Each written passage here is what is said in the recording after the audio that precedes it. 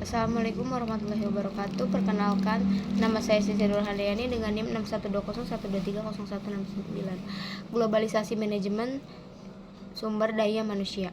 Pendahuluan. Di era abad ke-21, batas-batas geografis dalam dunia bisnis semakin menipis. Fenomena globalisasi telah mengubah cara perusahaan beroperasi, tidak hanya dalam pengelolaan sumber daya manusia atau SDM.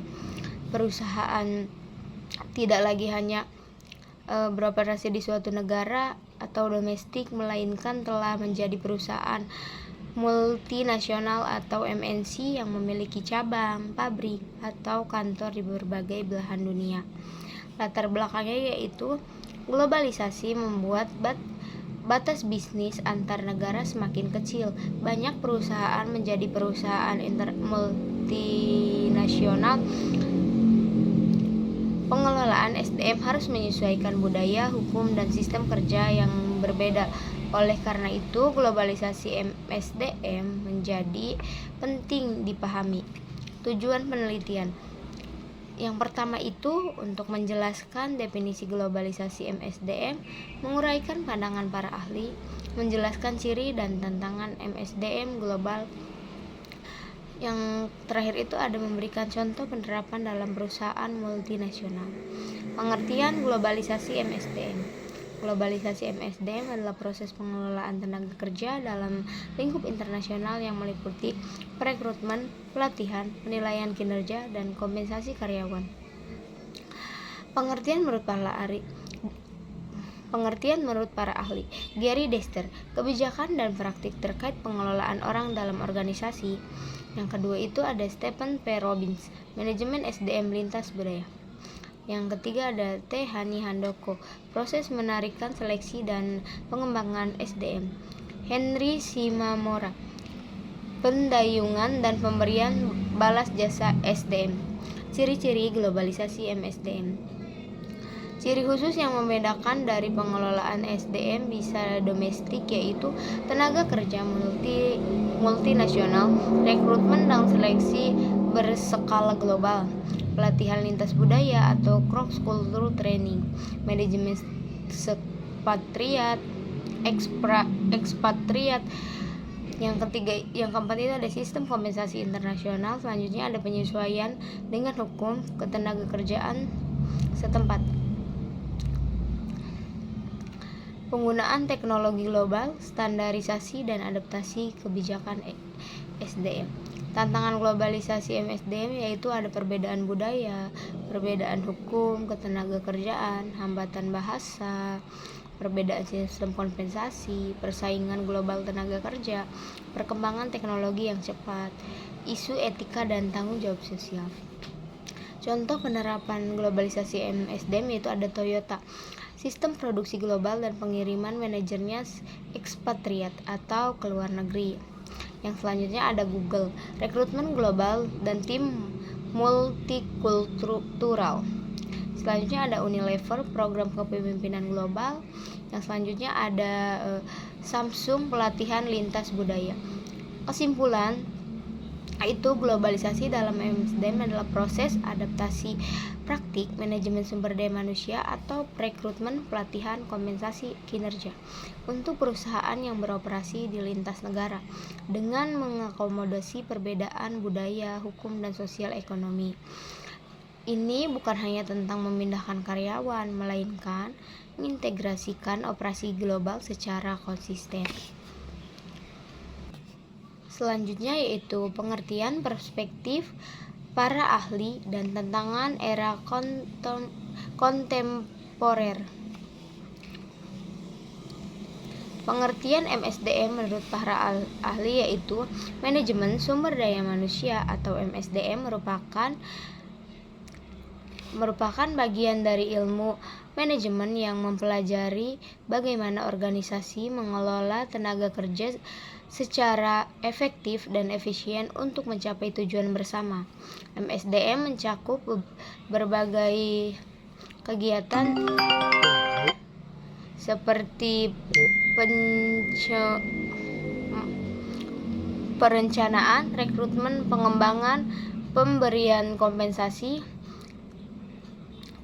Kegiatan seperti perencanaan, rekrutmen, pengembangan, pemberian kompensasi, hingga pemeliharaan karyawan.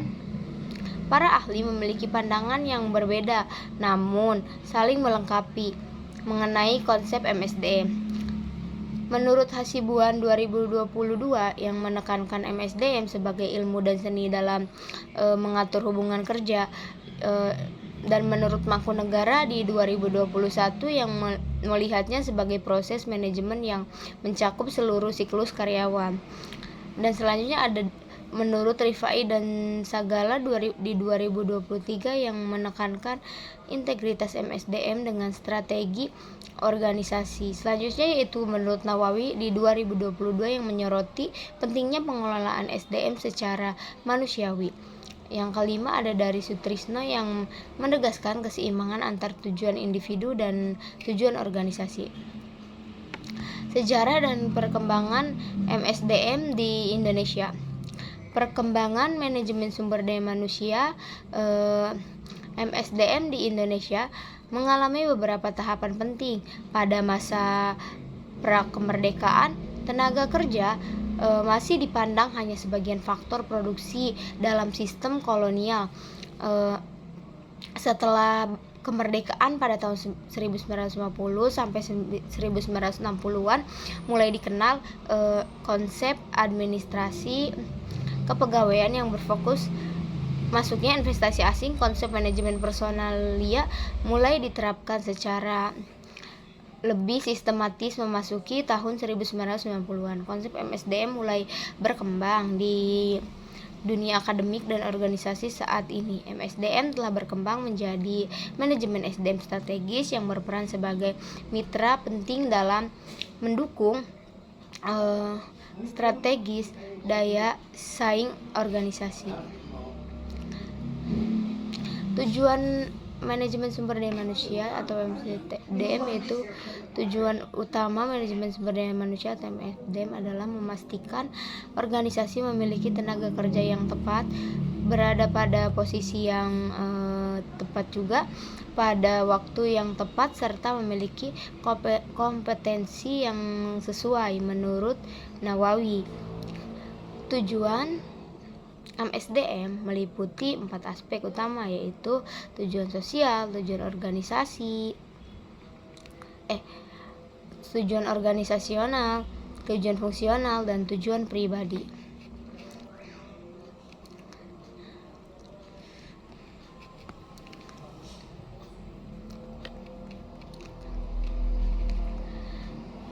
Tantangan MSDM di era kontemporer yaitu ada keberagaman dan inklusi di tempat kerja. Salah satu dimensi D&I yang masih menjadi tantangan besar adalah kesetaraan gender, dan Kementerian PPA di 2024 menunjukkan bahwa perempuan hanya mengisi sekitar 28% posisi manajerial di perusahaan Indonesia.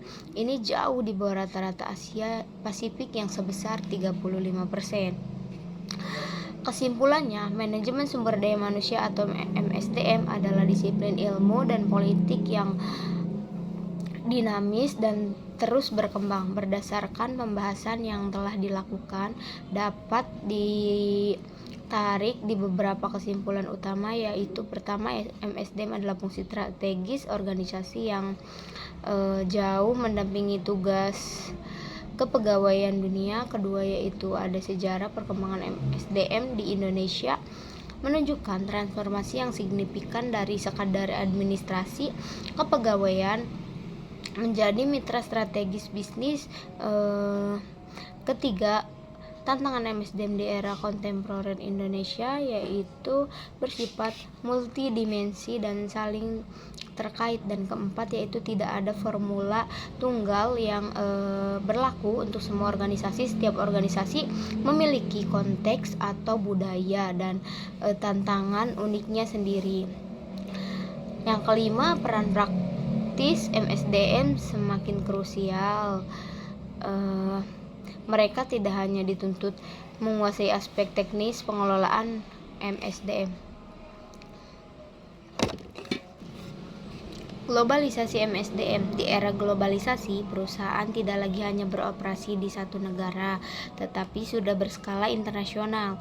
Globalisasi MSDM adalah pengelola tenaga kerja lintas negara, meliputi rekrutmen global, pelatihan lintas budaya, manajemen ekspatriat, sistem kompensasi internasional. Tantangannya yaitu ada di perbedaan budaya, perbedaan hukum, bahasa, persaingan global, tenaga kerja. Staffing atau orientasi. Staffing adalah proses menempatkan orang yang tepat pada posisi yang tepat. Proses staffing meliputi perencanaan SDM, rekrutmen, seleksi, orientasi, pelatihan, penilaian kerja. Tujuan staffing itu untuk meningkatkan efektivitas kerja, menyesuaikan karyawan dengan tugas, meningkatkan kesejahteraan karyawan. Orientasi karyawan adalah proses pengenalan karyawan baru terhadap, yang pertama itu terhadap lingkungan kerja. Yang kedua ada budaya organisasi. Yang ketiga tugas dan tanggung jawab. Orientasi dianggap penting karena meningkatkan adaptasi, meningkatkan motivasi, mengurangi kesalahan kerja.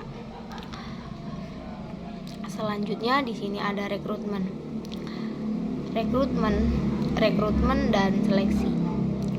Rekrutmen adalah proses mencari calon karyawan yang sesuai kebutuhan. Tujuan rekrutmen yaitu untuk mendapatkan kandidat terbaik, menempatkan orang yang tepat, memenuhi kebutuhan tenaga kerja. Seleksi adalah proses memilih kandidat terbaik dari pelamar. Tahapan seleksi ada apa aja sih? Yang pertama itu ada seleksi berkas, wawancara, tes pemeriksaan kesehatan, keputusan diterima atau tidaknya. Selanjutnya itu ada pelatihan dan pengembangan. Pelatihan adalah proses meningkatkan keterampilan karyawan untuk pekerjaan saat ini. Contohnya yaitu pelatihan teknologi, pelayanan pelanggan, keselamatan kerja. Pengembangan adalah proses jangka panjang untuk mempersiapkan karyawan ke posisi lebih tinggi. Manfaatnya itu untuk meningkatkan produktivitas, mengurangi kesalahan kerja, meningkatkan kualitas SDM. Yang selanjutnya ada penghargaan karir dan kompensasi. Penghargaan adalah bentuk apresiasi atas kinerja karyawan. Manfaatnya yaitu meningkatkan motivasi, meningkatkan loyalitas, meningkatkan produktivitas. Contohnya yaitu dapat bonus, Employee of the Month, dan promosi jabatan. Perencanaan karir adalah proses menentukan tujuan karir dan cara mencapainya. Tahapannya itu ada penilaian diri, menentukan tujuan pengembangan diri, dan evaluasi. Manfaat memberi arah kerja, meningkatkan motivasi, mengembangkan potensi. Kompensasi adalah balas jasa kepada karyawan. Jenisnya itu finansial, misalnya nih ya, gaji, bonus atau tunjangan gitu. Yang kedua ada non finansial, yaitu lingkungan kerja, penghargaan atau fleksibilitas. Tujuannya yaitu meningkatkan kepuasan kerja, menarik tenaga kerja berkualitas, dan mempertahankan karyawan. Tantangan MSDM modern. MSDM saat ini menghadapi berbagai tantangan seperti transformasi digital dan otomatis kesenjangan keterampilan skill atau GAP, tingginya turnover karyawan, perbedaan generasi kerja, kesehatan mental karyawan. Selanjutnya yaitu ada tentang pemeliharaan hubungan tenaga kerja, pemeliharaan SDM, motivasi dan kepuasan kerja. Pertama, hubungan tenaga kerja adalah hubungan antar pekerja dan pengusaha yang terjadi karena adanya perjanjian kerja. Pekerja bersedia bekerja dan menerima upah, sedangkan pengusaha memperkerjakan dan membayar upah. Pemeliharaan hubungan tenaga kerja sangat penting karena berdampak langsung pada keberhasilan organisasi. Dengan hubungan kerja yang baik, Produktivitas karyawan akan meningkat karena mereka merasa nyaman dan dihargai. Selain itu, hubungan yang baik juga dapat mengurangi konflik, meningkatkan loyalitas, menciptakan lingkungan kerja yang positif, serta membantu perusahaan mencapai tujuan.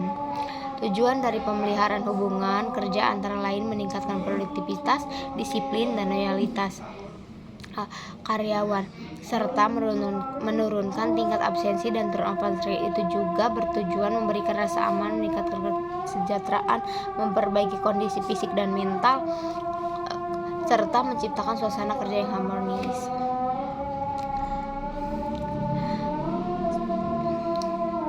Ada juga faktor-faktor yang mempengaruhi hubungan kerja, yaitu komunikasi, keadilan, kepemimpinan, dan lingkungan kerja. Komunikasi menjadi faktor paling penting karena menentukan kelancaran hubungan antara manajemen dan karyawan.